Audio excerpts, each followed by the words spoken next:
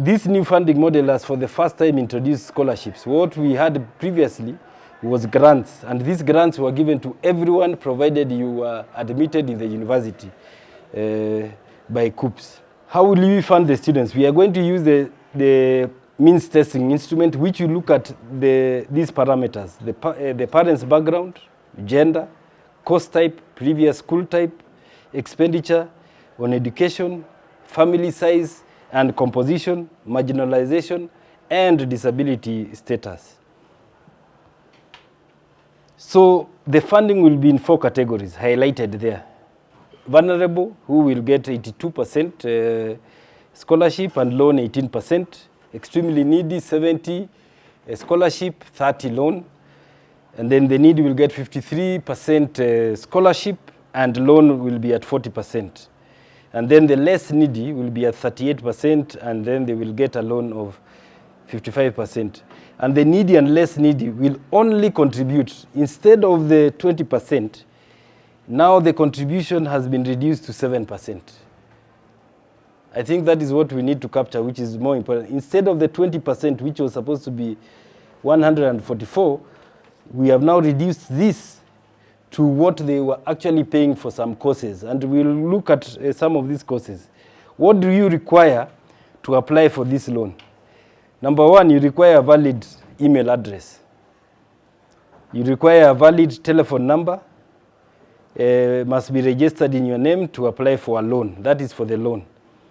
KCPE and KCSE index numbers and year of exam. This is straightforward because you must go through the system to attain this.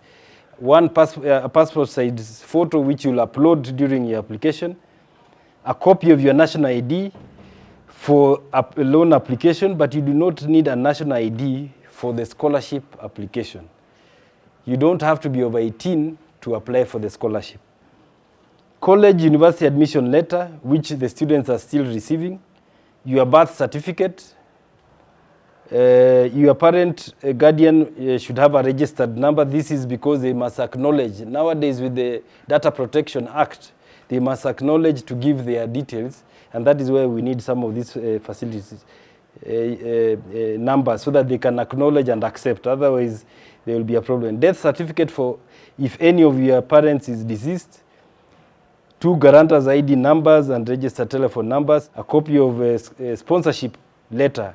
And this is what is important for us to verify if you are supported in university. Because we realize there are even students who go to private schools, but they were supported by certain foundations or certain groups of people. And that is why we are saying that it doesn't mean if you went to a private school, it is automatic that you will not get this loan and scholarship. You could have gone to a private school, but you are supported. You could have gone to a private school, but your parent is deceased. And that is where we are, or their circumstances have changed. That is where we are asking for this information. Now, how do you apply for the loan and scholarship? If you go to www.hef.co.ke, and we'll be able to illustrate this earlier, or you visit our various websites, the institutions, that is Universities Fund, HELB, and COOPs. You can click on the student portal, follow the following steps, register and log in, file and upload the documents, click box to apply for scholarship or loan or both, submit your application, and then wait for the processing, and then you can be able to retrieve your award letter from the system again, and then you'll get an SMS notification. And remember, this application process is free.